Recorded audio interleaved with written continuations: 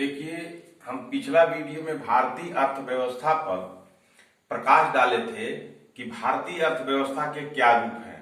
तो अर्थशास्त्र के जो हैं रूप क्या थे भारतीय अर्थव्यवस्था के तहत, मैं इस पर अपना प्रकाश डाला था।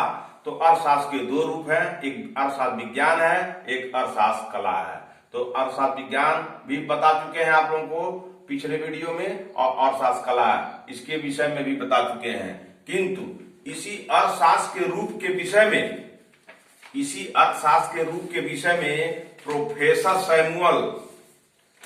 सैमुअल का कहना है, इसी अर्थशास्त्र के रूप के विषय में प्रोफेसर सैमुअल का कहना है, प्रोफेसर सैमुअल का कहना है, प्रोफेसर सैमुअल का कहना है कि अर्थशास्त्र कला में अर्थशास्त्र जो है, अर्थशास्त्र कला समूह में, अर्थशास्त्र कला समूह में प्राचीनतम है।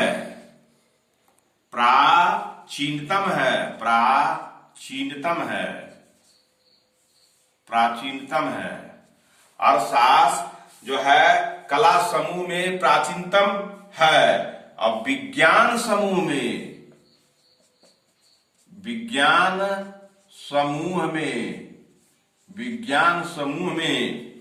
नवीनतम है।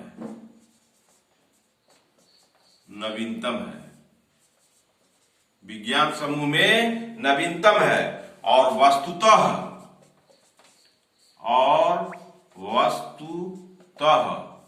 वस्तुतः सभी सामाजिक विज्ञानों की रानी है।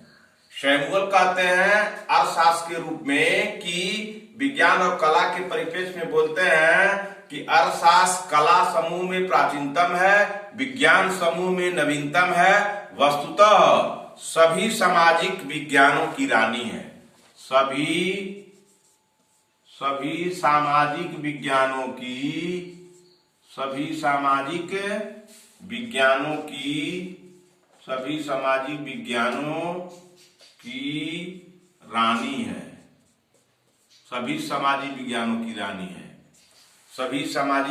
की रानी है। यानी प्रोफेसर सैमुअल का कहना है कि अर्थशास्त्र कला समूह में सबसे प्राचीन है, सबसे पुराना है, और विज्ञान के समूह में देखा जाए तो नया है, और वस्तुतः सभी सामाजिक विज्ञानों की रानी है। इसका मतलब यह हुआ कि धन आज की भावना नहीं है। धन जब मानव जीवन प्रारंभ हुआ, जब कीड़े मकोड़े से जो है नरबानर हुआ, नरबानर से मानव हुआ, तो मानव जब से शुरू में अपना दिमाग लगाया तभी से अर्थशास्त्र एक कला है। और ये सबसे पुराना कंसेप्ट है कि बिना धन के कुछ होने वाला नहीं है। इसलिए अर्थशास्त्र कला के समूह में प्राचीनतम है और विज्ञान समूह में नवीनतम इसलिए है कि इसका 1 by 1 करके क्रमबद्ध इसका अध्ययन किया गया, इसलिए इसको नवीनतम कहा गया। तो इसीलिए economic is the oldest, economics is the oldest. Economic is the oldest of the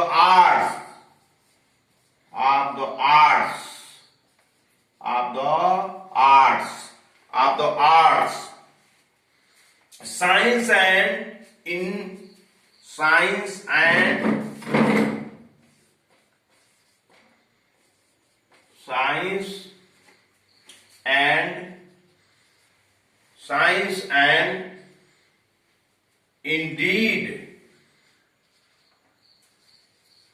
and indeed newest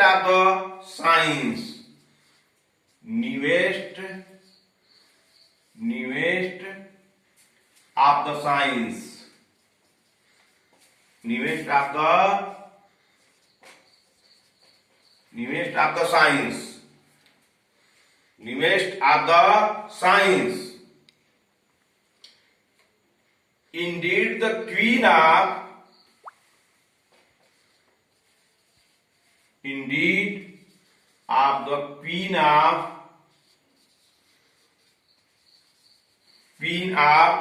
the all the social science, all the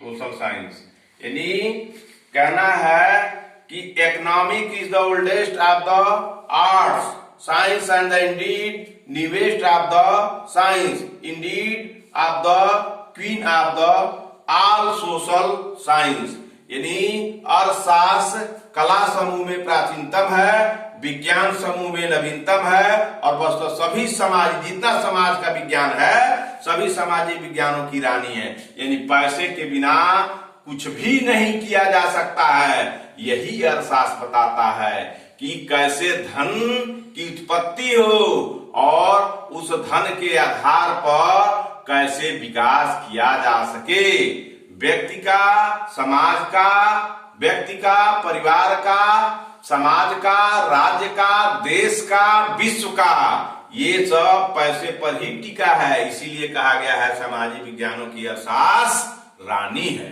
अब आइए जो है हम अर्थशास्त्र के ही विषय में, अर्थशास्त्र के ही रूप के विषय में बताते हैं।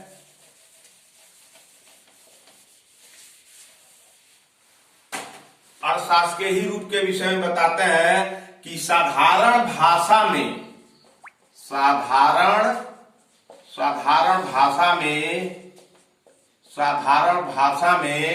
धन या अर्थ, धन अच्छा है अर्थ, चाहे धन कहिए चाहे अर्थ कहिए, धन या अर्थ से संबंधित, धन या अर्थ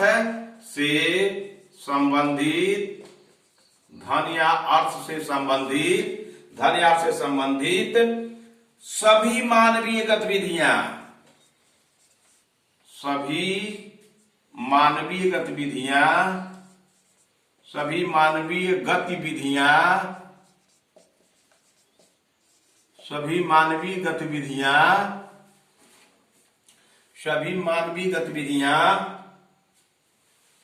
सभी मानवीय गतिविधियों को किसी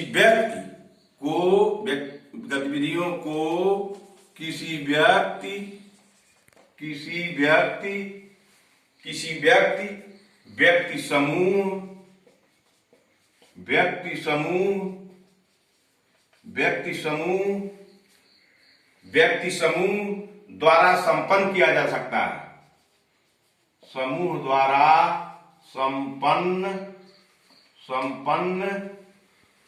किया जा सकता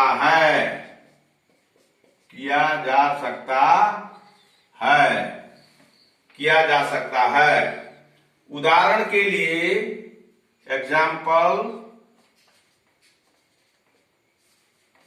एग्जाम्पल में व्यक्ति के द्वारा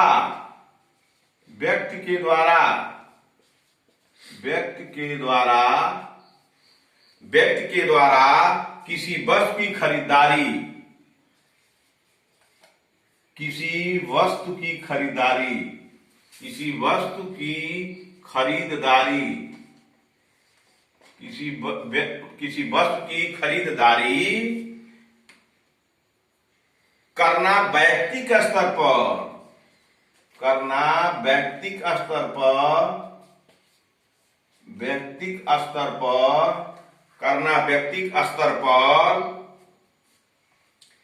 कि आर्थिक स्तर पर आर्थिक गतिविधि है,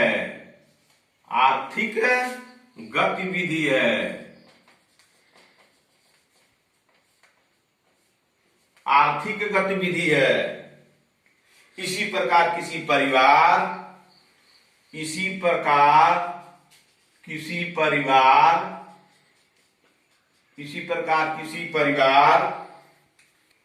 सरकारी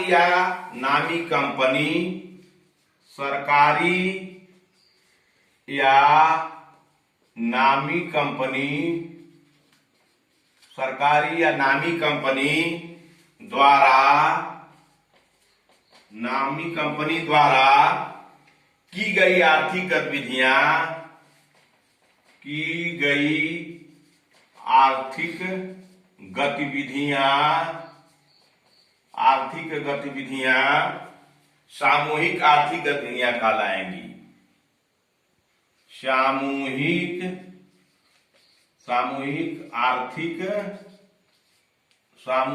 आर्थिक गतिविधियां कहलाएंगी, गतिविधियां कहलाएंगी। अब आइए, ये साधारण भाषा में धन को या अर्थ से संबंधित सभी मानव की गतिविधि, जो मानव काम करता है किस लिए, पैसे के लिए, धन के लिए, वो किसी व्यक्ति समूह द्वारा संपन्न किया जा सकता है। यानी मानव जब भी कोई काम करता हो धन और अर्थ के लिए करता है, चाहे वह उसका रूप जो भी हो, तो किसी व्यक्ति समूह द्वारा संपन्न किया जा सकता है। उदाहरण में देखिए, व्यक्ति के द्वारा किसी वस्तु की खरीदारी करना व्यक्ति का स्तर पर आर्थिक गतिविधि है। और इसी प्रकार किसी परिवार, सरकारी या नामी कंपनी के द्वारा की गई जो आर्थिक गतिविधियां सामूहिक आर्थिक गतिविधियां कहलाती हैं। तो हमारे कहने का मतलब इस वीडियो के माध्यम से कि आप जाने रहिएगा, तो आईएएस और पीसीएस और अन्य परीक्षाओं में अर्थशास्त्र के कंसेप्ट को जाने रहिएगा कि धन का क्या अर्थ है, धन क्या है और अर्थ क्या है, इन दोनों का अर्थ क्या है। तो आप अर्थशास्त्र के कंसेप्ट को समझते हुए आगे बढ़िएगा तो बहुत टॉपिक आपको मिलेंगे, तो आपको समझने में कहीं कठिनाई नहीं होगी। इसलिए अब आइए, अर्थशास्त्र के रूप आप जान गए और सैमुअल के द्वारा अर्थशास्त्र के महत्व को भी जान गए कि अर्थशास्त्र सभी सामाजिक विषयों की रानी है, सभी सामाजिक विषयों की रानी है। तो इसलिए आइए अर्थशास्त्र के महत्व को जानिए। क्या महत्व है भारतीय अर्थव्यवस्था में अर्थशास्त्र के महत्व? अर्थशास्त्र के महत्व क्या है? किसी भी चीज का महत्व होता है, अर्थशास्त्र के महत्व। तो अर्थशास्त्र के महत्व को अब जानिए कि अर्थशास्त्र क्या क्यों जरूरी है, अर्थशास्त्र के महत्व। तो अर्थशास्त्र के महत्व में अब आइए, अर्थशास्त्र के दो महत्व हैं। पहला है सैद्धांतिक, सिद्धांतिक, सैद्धांतिक महत्व, सैद्धांतिक महत्व, अर्थशास्त्र के सैद्धांतिक महत्व। दूसरा है अर्थशास्त्र के व्यवहारिक महत्व, व्यवहारिक महत्व। आइए, अब आपने अर्थशास्त्र को जान लिया, अर्थशास्त्र क्या है, तो अर्थशास्त्र का क्या वैल्यू है। अर्थ न रहे, धन न रहे तो आपको क्या हानि होगी। तो अर्थशास्त्र का सिद्धांत में चलिए, किसी भी चीज का सिद्धांत होता है, उसके बाद उसी पर व्यवहार बनता है। तो आइए, सैद्धांतिक महत्व में ये ज्ञान में वृद्धि कराता है, ज्ञान में वृद्धि होती है, ज्ञान में वृद्धि।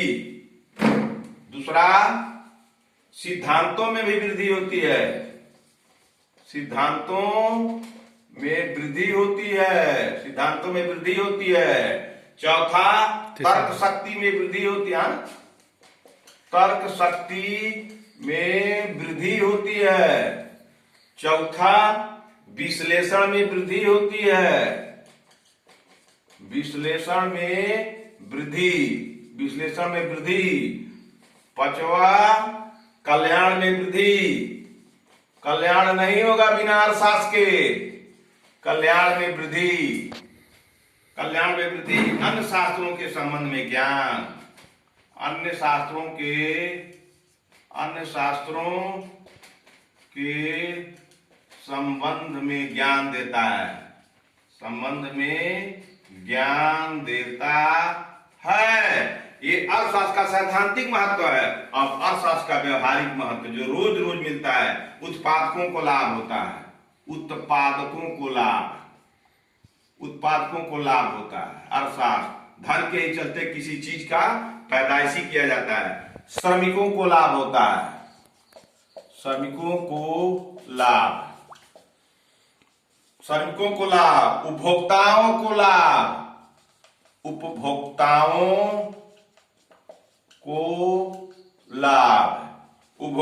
लाभ, व्यापारियों को लाभ, व्यापारियों को लाभ, राजनीतिज्ञों को लाभ,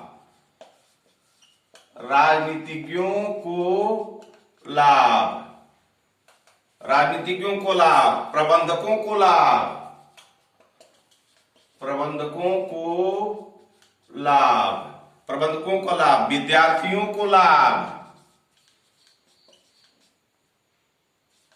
विद्यार्थियों को लाभ, वैज्ञानिकों को लाभ, वैज्ञानिकों को लाभ, और सरकार को लाभ, सरकार को लाभ। अब आइए, बिना अर्थ के जो है, अर्थ से ही, धन से ही ज्ञान में वृद्धि होती है, सिद्धांतों में वृद्धि होती है, तर्क शक्ति बढ़ती है। पैसा रहता है तो उसी के आधार पर विश्लेषण हम कर सकते हैं, पैसे के ही आधार पर कल्याण कर सकते हैं, पैसे के आधार पर अन्य शास्त्रों के साथ हम संबंध स्थापित करके ज्ञान प्राप्ति कर सकते हैं, और व्यवहार में जो रात दिन करने को मिलते हैं उसमें उत्पादकों को लाभ, जो पैदा करते हैं किसी सामग्री को, उसको लाभ होता है, पैसे इनकम आते हैं। श्रमिकों का लाभ, श्रम जब किया जाता है उसके बदौलत धन आता है। जो उपभोक्ता है उनको भी लाभ होता है। जो व्यापारी है इधर से उधर अपने सामान को इधर से उधर बेचते हैं, ले जाते हैं, उनको भी लाभ होता है। राजनीतिक के जो है पॉलिटिशियन, वो जो राज व्यवस्था चलाते हैं, उनको भी इसी पैसे के ही बदौलत अपने राज व्यवस्था को चलाते हैं। इसीलिए राजनीतिकों को लाभ, जो किसी चीज का मैनेजमेंट करते हैं उनको भी लाभ होता है अर्थशास्त्र से। और अगर अर्थशास्त्र जानेंगे बढ़िया से, तब विद्यार्थी है तो विद्यार्थी भी अर्थशास्त्र को जानेगा तो उसको लाभ होगा कि हम कौन सी पढ़े, क्या पढ़े, कैसे पढ़े, उसको लाभ होता है। और वैज्ञानिक जो हमारे शोध करते हैं, साइंटिस्ट, उनको भी लाभ होता है। अंत में जो सरकारें होती है, राष्ट्रीय सरकारें, अंतर्राष्ट्रीय सरकारें, उनको भी लाभ होता है। इसलिए भारतीय अर्थव्यवस्था ये बताती है कि अर्थशास्त्र के सैद्धांतिक लाभ और व्यवहारिक लाभ। अगले वीडियो में हम आगे अब अर्थशास्त्र के नेक्स्ट पॉइंट पर बात करेंगे।